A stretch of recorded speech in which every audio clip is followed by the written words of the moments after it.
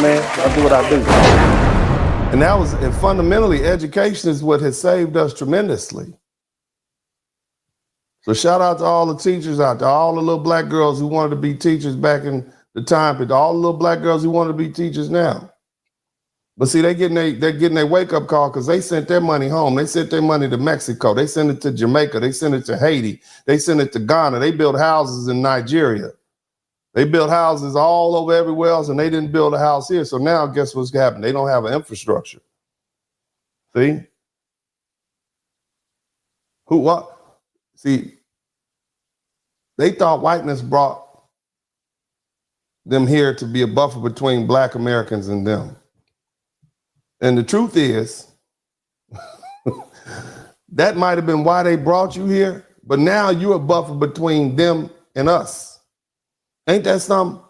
My Bible tells me my grandma used to recite that you dig a grave for me, you better dig one right next to it for yourself, because you're gonna be laying in it.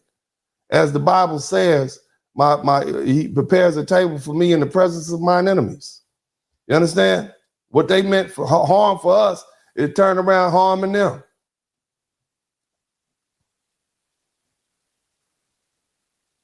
And now they cutting through them because they soft targets. They don't have roots in this country. Their parents barely speak English. Their grandparents don't speak it. They're not here. They don't have any backup. You see all of them packing up and headed back to Mexico. You see them, somebody type self-deport in the chat room. They self-deported. You're going to be by yourself. There are people that flee, they flee. So what do you think they're going to do when the heat gets hot? They're going to do what they've been doing. They're going to flee. They don't fight, they flee. This is what they do. They fled from their own country when it got too hot. What makes you think they're going to stay in a country that's not theirs and fight? Are you kidding me? They're fleeing.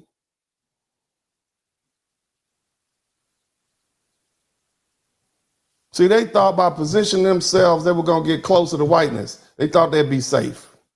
You thought the black folk was the bad guys.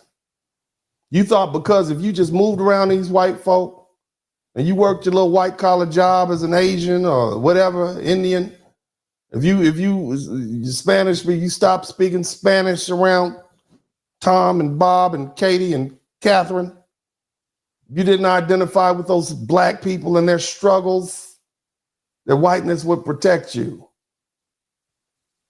But see, when push comes to shove, we always knew that you were the expendable ones. And we tried to told you, but you ain't want to hear us. You heard me, baby? Because see, black Americans realized a long time ago that we are all that we have. So when America flips the switch and it's time to reestablish racial dominance, you're the ones who are going to get stomped out first. Meanwhile, foundational black America, we've been here before. We prepared. Okay, son, you can't go to Harvard. We can go to Howard. You'll be all right. You good. They'll be all right in 30 years. Your children will be able to go.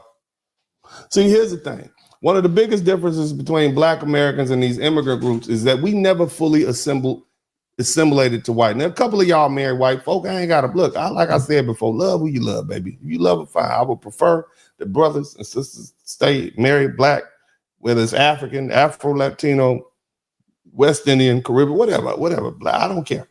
Okay, but nevertheless, we never fully assimilated into whiteness. Why? Because we know white people and they know us. We interact with them. We got friends. We go to business settings. We go to grocery stores, public spaces, parks, churches, etc. We know them, and there's some cool white folk out there. If you got some cool white people in your family and whatever, all right, cool. I ain't got a problem with that, man. Love who you love. At the end of the day, that's how it should be. But as it is right here in America, where we are right now, that ain't how we get down over here. If you somewhere else, it's different. I'm just speaking on what I know right here, okay? But nevertheless, the whole point about black folks is at the end of the day, we come home, okay? We go to the black barbershops and black beauty salons. We go to the black churches. We go to the black neighborhoods. Anybody with any degree of intelligence, if you got a choice between sending your son or daughter to one of these states, one of these racist schools out there, you best be sending them to a black college, because it's gonna mess their head up. Now, if you live in a major city, Atlanta or Georgia, and you surrounded by your own people, you might be all right. But if you got a choice between sending your son to Idaho State and in Mississippi Valley, you might go with the latter. Okay. But we got our own black-owned restaurants, our own black-owned clubs, our own black-owned businesses. We got a slew of lawyers, doctors, engineers. We got our own. Okay.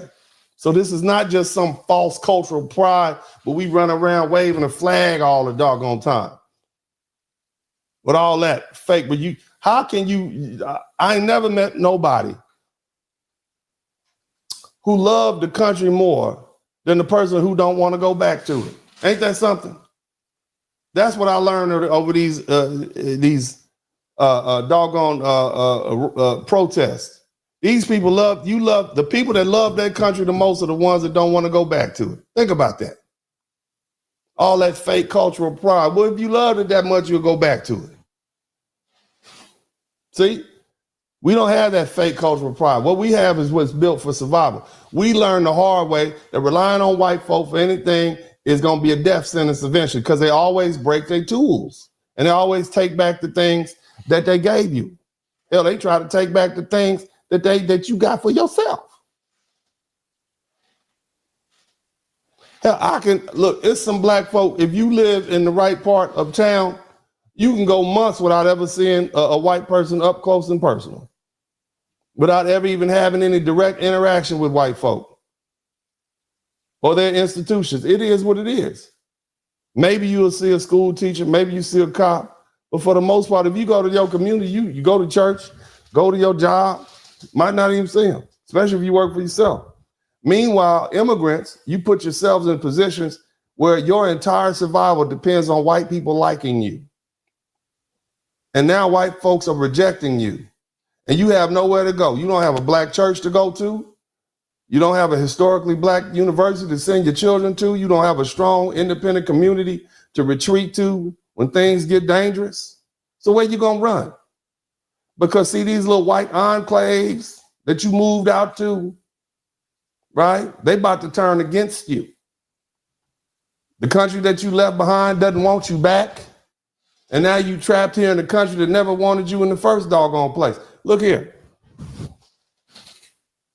If this was the period right after the Civil War, black Americans would be facing an absolute nightmare because we didn't have anything. We were walking around the South trying to get our families back together. Because see, after slavery ended, we had no political power. We had no economic infrastructure. We had no protections. We had no towns. We had no buffer class in front of us. And as a result, white mobs could kill us. They with impunity. Black business districts were burned to the ground. Lynchings were common. And they just went unpunished. But today, are you learning something? Because I'm giving you hope. Somebody type HOPE, because some of y'all was worried. Yeah, they keep saying we next. Maybe we gonna be next. I'm telling you, we are not the priority. Today, black Americans have a foundation that keeps us from being the primary target this time. We already built our institutions.